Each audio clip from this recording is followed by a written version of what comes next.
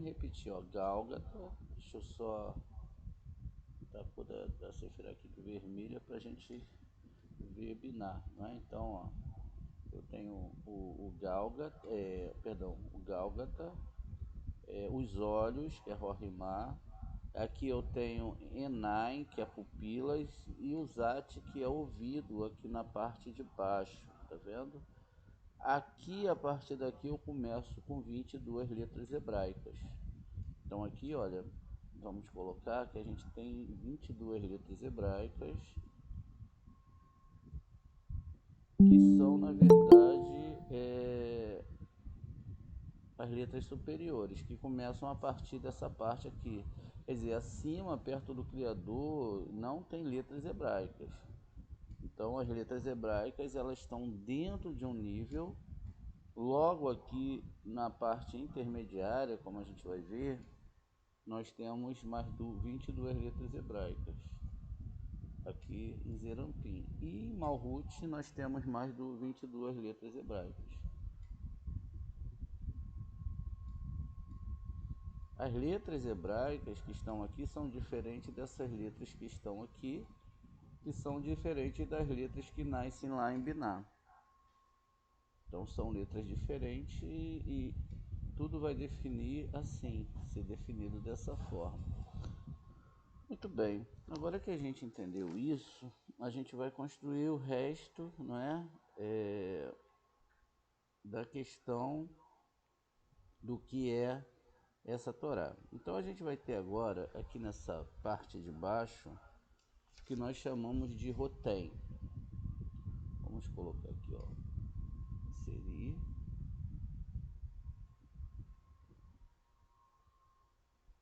Rotem. Rotem, ele é o nariz. Então veja, não tem nada a ver quando Deus fala que cheirou, ou quando tá percebendo, né, sentiu o cheiro de alguma coisa, não tem nada a ver, é com uma coisa literal. Não tem nada a ver que Deus ele vai sentir o cheiro de alguma coisa. Tem a ver exatamente com o nariz, é uma configuração do nariz, mas não é o nariz. Então, olha que como é que a gente pode ver, né, que o cheiro chegou às narinas, né, do Eterno. Então a gente sabe que agora está falando desse sistema que a gente tá vendo ali, esse sistema construído,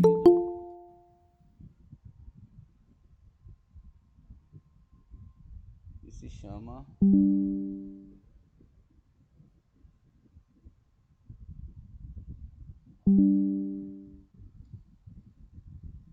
veja, então a gente tem aqui o nariz. Muito bem. Então esse nariz aqui é onde é chamado de nariz, que é essa parte chamada Zerampim. Então veja, a gente está construindo um rosto. Agora a gente entendeu que não existe face do Eterno. Quantas vezes as pessoas leem a Torá e imaginam, olha, a face do Eterno, vi a face do Eterno. É todo um sistema muito bem elaborado, que está também codificado dentro do corpo humano, tá vendo? E aí aqui nós temos o nariz, que chamamos de Rotem. Embaixo nós vamos ter a boca, e a boca é Malhut.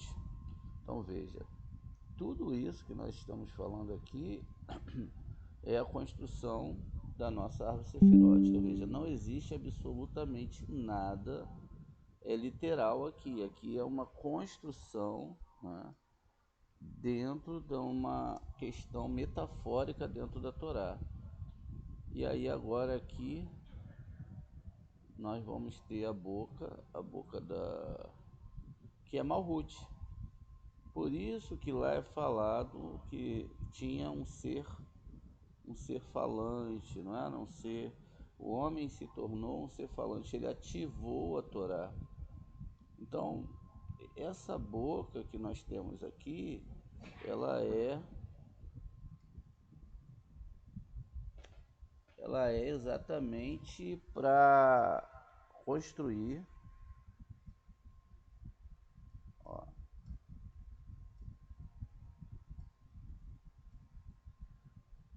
a nossa Torá.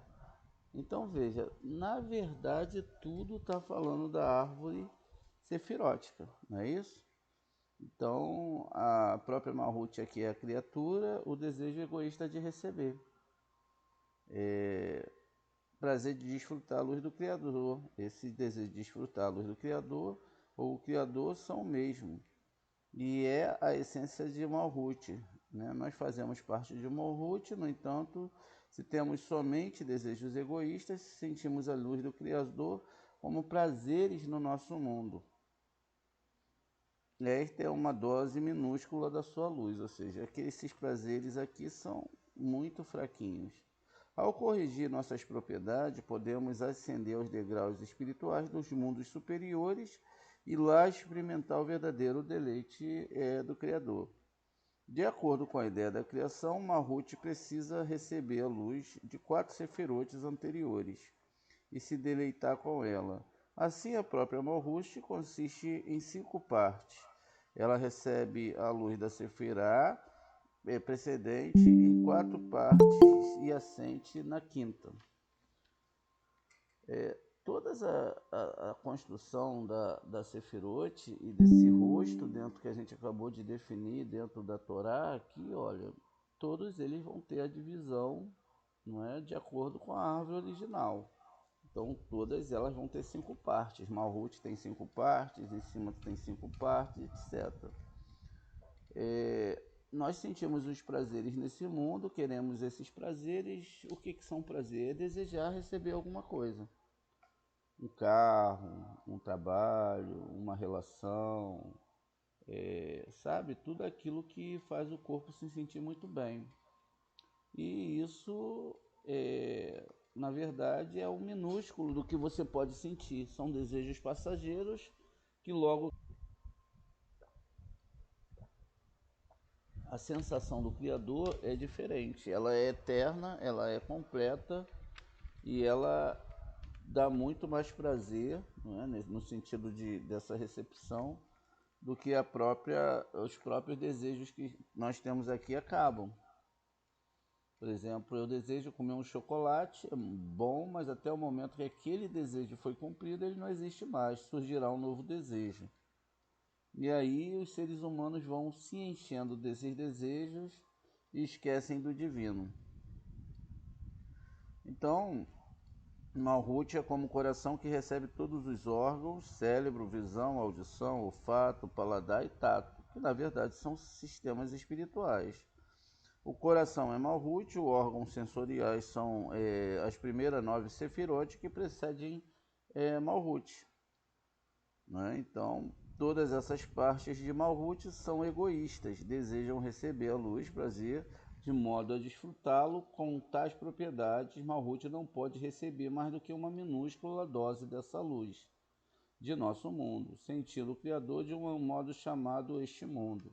Então veja, esses fatores sensoriais que existem aqui em cima, eles são restritos, tá vendo? São restritos. E aí quem está aqui só pode sentir os prazeres desse mundo, que é uma luz de Deus de uma forma muito minúscula. Então, se nós desejamos receber, né, se Malhut deseja receber desejos e aspirações do alto para proporcionar deleite ao Criador, na mesma medida que sentimos o Criador concedendo a nós com esta propriedade e desejo, o homem ascenderia espiritualmente a um nível acima do nosso mundo. E ele poderia sentir o Criador como uma luz espiritual, ou seja, prazer altruísta, a grande sabedoria, conquista de pensamentos elevados e essência da vida. Então veja, aqui nós temos essa construção, e dentro dessa construção nós temos que sentir o Criador, não é? Buscar o Criador. Mas como você vai sentir o Criador se você não tem, não é, a construção certa? Se você não tem realmente dentro de você a construção exata do Criador, não tem como perceber isso, não sabe como perceber isso, e todos os mundos te levou para esse local de forma exatamente desconfigurada. Então você não tem como montar isso sem a ajuda do Zohar, sem entendimento do Zohar. A gente vai agora falar um pouquinho, né? Acho que todos entenderam até aqui, não foi? Sim, Moré. Ah, tá. Então vamos construir agora o que nós precisamos, não é, para construir essa conexão com o Eterno. Aqui é o Zohar vai dizer, a gente está fazendo um estudo do Zohar, a gente faz o estudo do Zohar em espanhol e estamos lendo o Zohar de Michel Leitman, que é um Zohar muito bom, muito complexo, mas muito bom de se estudar. Então, o Malhut pode receber a luz apenas em desejos anti-egoístas. Vamos lá. Dentro dessa construção aqui dessa árvore, tá vendo o que a gente fez? Esse Malhut aqui, ele só pode receber a luz apenas em desejo anti-egoísta, ou seja, tudo que é egoísta, tudo que é para mim mesmo, tudo que é para o meu bel prazer, ele não recebe nada do Criador. Então, isso significa que eu tenho que reorganizar alguns aspectos para que eu possa entender como isso funciona. Por exemplo, se a gente vai numa religião, a pessoa está recebendo tudo lá. O que tem isso a ver com o Torá? Nada. Absolutamente nada. Por que não tem nada? Exatamente por conta de que isso não é Torá. Se não é Torá, não é? Se não é Torá, isso significa que está longe da doação. Se tais desejos aparecem em Malhut como resultado da percepção de que o egoísmo é inimigo dele, com a ajuda da Kabbalah, em razão do ódio dele pelo egoísmo.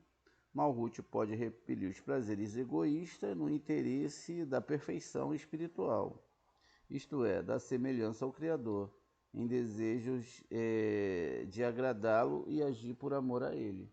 Se eu estou aqui, eu tenho que abrir mão de receber para mim mesmo e me tornar, lutar contra minha recepção para que eu possa servir o Criador pelo bem do Criador e não por nenhum tipo de interesse que seja exatamente para recepção. Ou seja, a gente tem que lutar contra essa recepção. Mas qual recepção? A recepção de estar recebendo para nós mesmos. Porque todos os mundos superiores eles vão funcionar de acordo, não é? De acordo com o que foi definido lá em cima. Então o que foi definido lá em cima é que nós devemos ser, não é?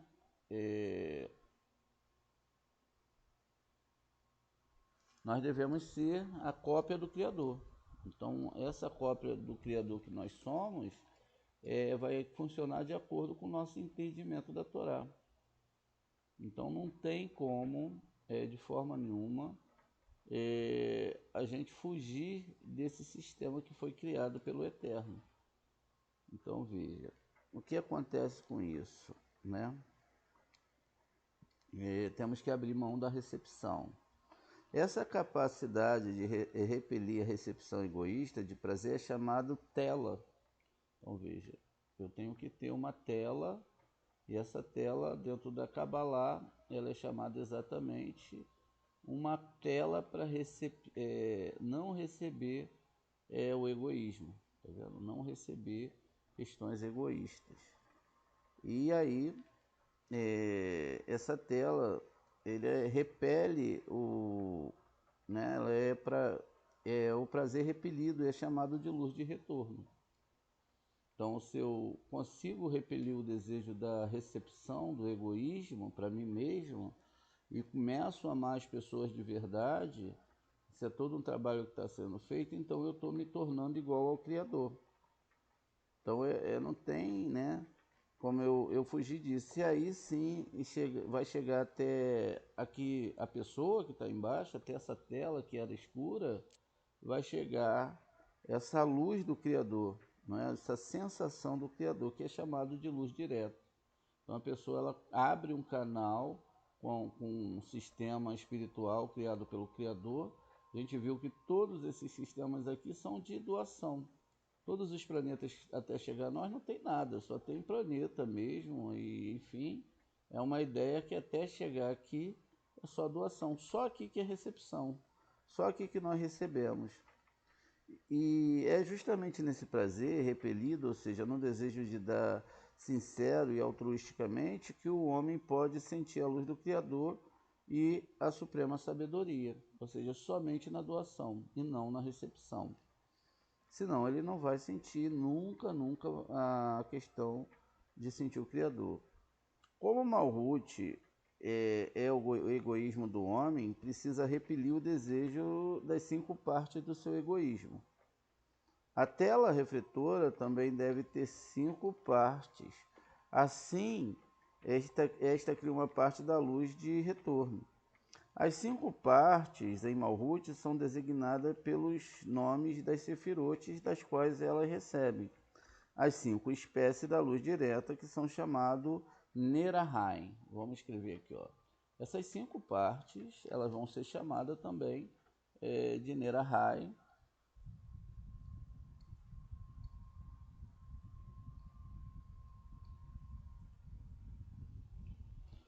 Que são, na verdade, a construção, não é, dos níveis da alma.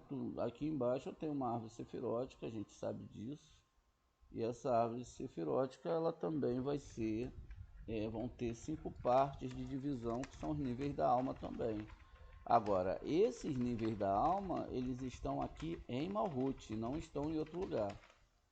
Isso significa que eles vão, todos nós, seja qual tzadik que for, vai ter que começar a trabalhar aqui em Malhut de Malhut, dentro desses 5 níveis chamado Nerahai. Muito bem. Dentro dessa construção, a gente então percebe, não é? Eu botei aqui completo, mas na verdade são somente, como se lê, né? Mas é N, R, deixa eu ver aqui, N, H e Yud. Então se lê assim, Nerahai. Nefesh, que vão ser exatamente, ó, Nefesh, ops,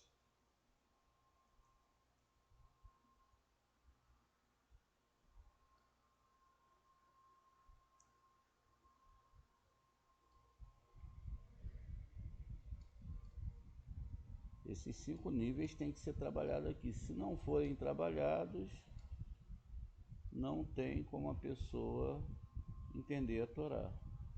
Ó, Nefesh está representado aqui pelo primeiro N, tá vendo? Nefesh.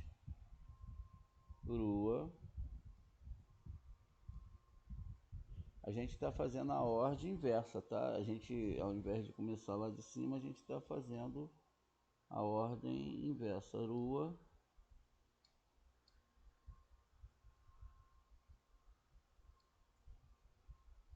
e vai ser representado, vamos colocar aqui, ó, por uma cor diferente, uma cor azul aqui dentro desse acróstico. Então veja, eu vou botar aqui também a cor azul, botar em negrito e azul, e a gente vai percebendo aqui, ó, Nef Shirua Neshama.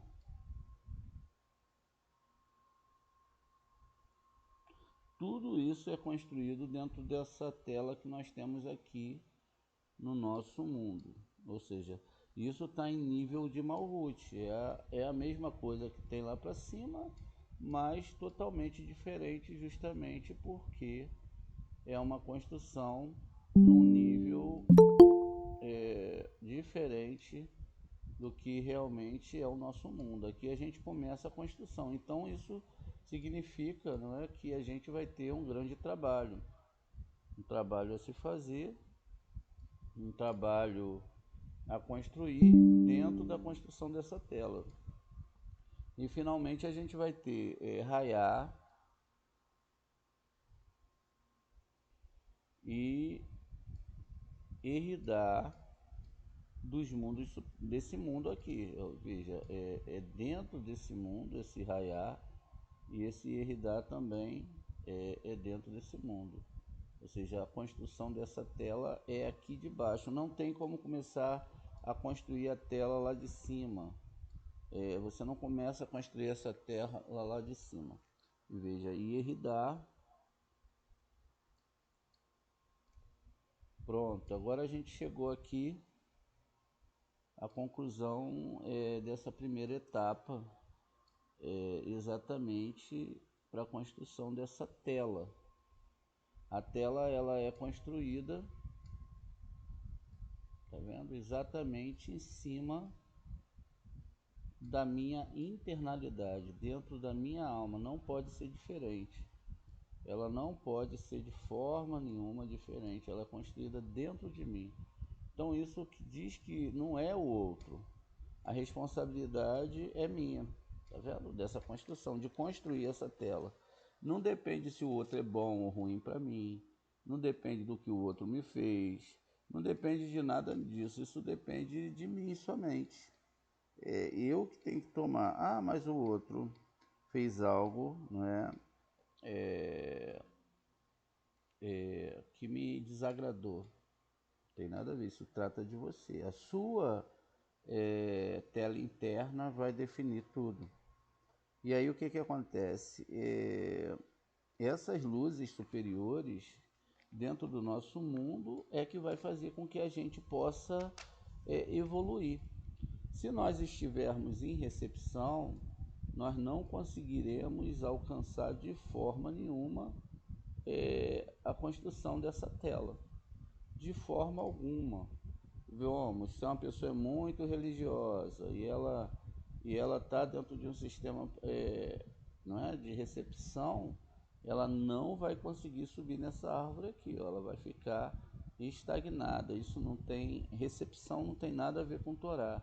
Então tudo que eu recebo e tudo que eu faço tem que ser para a construção da minha internalidade, me unir com a alma dos meus irmãos em doação.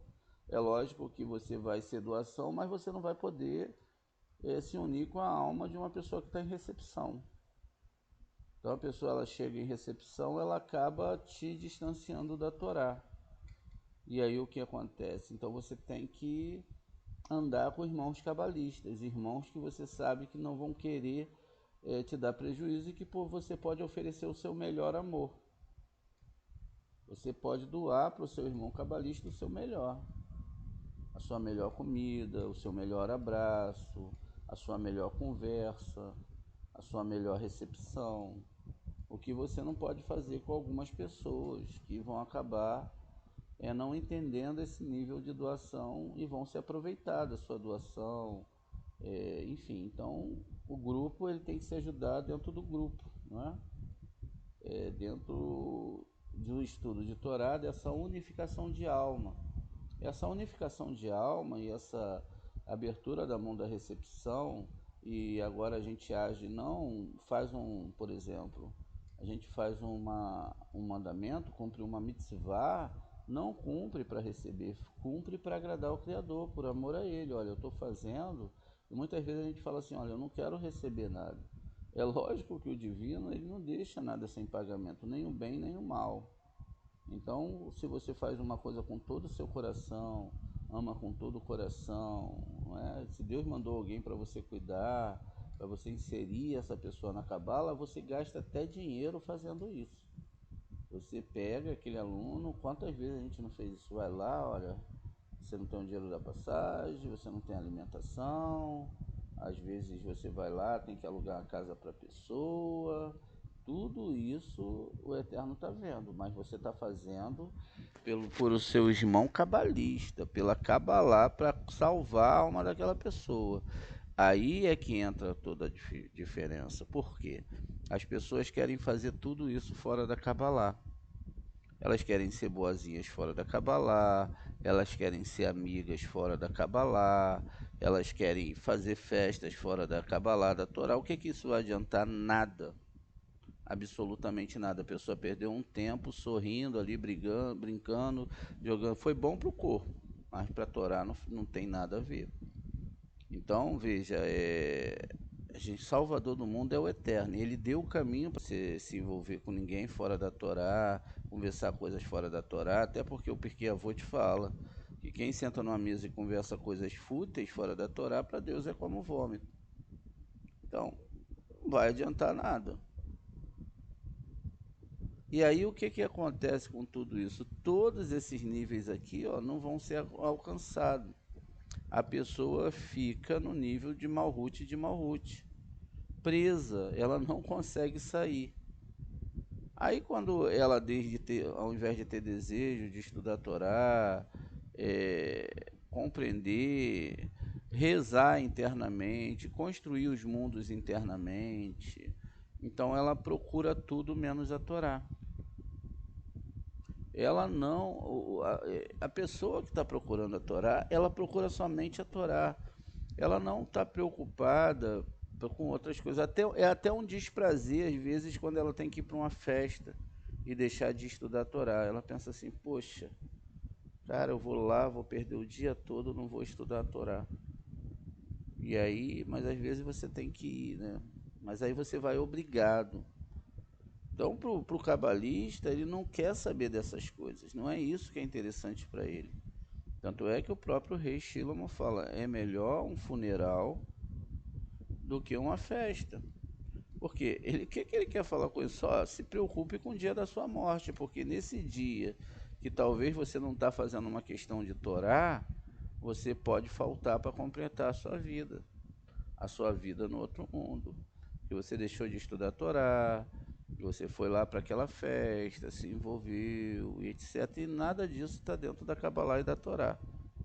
E aí a gente vê a seriedade das coisas. Por isso que a vida do cabalista, ela é uma vida diferente. Ela é uma vida que ele vive para estudar a Torá, porque ele está tentando construir esses mundos que é extremamente difícil. Essas festas têm o que? Recepção, por exemplo. Você vai lá numa festa, no Natal, no Ano Novo, e você vai estar lá para receber. Ah, o Ano Novo chegou, o Natal chegou e nada disso está na Torá. Que seja melhor para você, que seja bom para você. E a gente está indo contra o Eterno, porque se tivesse que ser ruim para caramba para ele trazer a pessoa para a Torá, vai ser ruim para caramba para ele trazer a pessoa para a Torá, até a pessoa compreender. Então não pense que o sistema ele tem misericórdia. Já estamos em 10 trilhões de mortes desde que a humanidade começou a contar as mortes. 10 trilhões e 10 trilhões de roupas. Se você para pensar, né? 10 trilhões é coisa, muita coisa. Deus não está preocupado. Quando você olhar para a pessoa, você faz como os nossos sábios falaram: olhe para o dia da morte. Sabe, porque um dia tudo isso vai acabar e essas pessoas gastaram vida não estudando a Kabbalah nem a Torá. Então, se você quer realmente a Kabbalah e a Torá, você tem que botar toda a sinceridade nisso. Sai, vai lá, faz o que tem que fazer, suas obrigações, né? Mas volta para estudar a Torá. Outra coisa que acontece é que quando eu tenho dois casais de alunos que são meus alunos de verdade, que a gente fez uma reza, que me aceitaram, não é? E a gente, outros não tive oportunidade ainda, e são alunos que fizeram um trato comigo, de me respeitar, me abraçaram a minha alma e etc. Então são alunos que não são só alunos de internet. E é o Jamilton, por enquanto, e a Georgina e o Roberto. Então, são pessoas que prometeram que vão estar comigo dentro dos meus ensinos. E eu só abracei porque essas pessoas prometeram para mim que iam se apegar à Torá. Quer dizer, o que acontece com isso? Vamos abrir aqui, gente, ver essas questões espirituais como funcionam. Vamos abrir aqui no livro de Números. E a Torá fala que não é que os outros alunos não sejam alunos, mas alunos que a gente fala ao pé do ouvido, conversa pessoalmente, une a nossa alma, é diferente. E de Israel estava em Sintim, os homens profanaram se prostituindo com mulheres moabitas, né? Assim Israel se apegou a Baal Peor e Adonai ficou furioso. Adonai disse a Moisés: pegue todos os líderes e os façam empalar publicamente diante de Adonai, para que a ira de Adonai se desvie de Israel. Olha, o pecado foi feito por um grupo, aquelas pessoas tinham que ser empaladas, né? Que a gente está no nível peixe. Isso vale que a ira de Hashem vem, para que ele não castigasse todo o povo. Tá vendo? Alguns pecaram e todo o povo ia ser castigado. Então Moisés disse aos oficiais de Israel: cada um de vocês mate aqueles seus homens que se uniram a Baal Peor. Nesse momento, um certo homem israelita veio e trouxe uma mulher midianita aos companheiros à vista de Moisés e toda a comunidade israelita que chorava à entrada da tenda do encontro. Quando Finéias, filho de Eleazar, o filho do sacerdote Arão, fez isso, saiu da assembleia pegando uma lança e ele seguiu o israelita até a câmara e esfaqueou os dois israelitas e a mulher na barriga. Então a praga contra os israelitas foi controlada. E aí vai começar aqui a paraxá de Pirras, mas veja, os que morreram da peste foram 24 mil pessoas. Quando você está com Moré, quando você está estudando a Torá, quando você está dentro, você tem que ter cuidado, porque você pode matar todas as pessoas. A sua brincadeira espiritual, a sua falta de percepção da Torá pode matar todas as pessoas. Isso não é uma brincadeira. O erro que você comete vem sobre todas as pessoas dentro do nosso grupo. Não pode. Por isso que eu falo, não é o que você acha. Se você quer estudar a Torá, você tem que seguir os conselhos que a gente te dá. A gente tem um caso de Cora e Moshe, que todos os alunos de Cora foram enterrados com ele. Ele teve que ir lá no inferno buscar todos os seus alunos. Enquanto o último não saiu, ele foi para a porta do Guerrinon ficar ensinando Torá. Cora foi um grandíssimo cabalista, e é. Se você numa brincadeira dessa, numa brincadeira, porque isso é brincadeira, que pode matar as pessoas, a Sheriná se afastar de você não volta mais. Shalom, shalom, até já.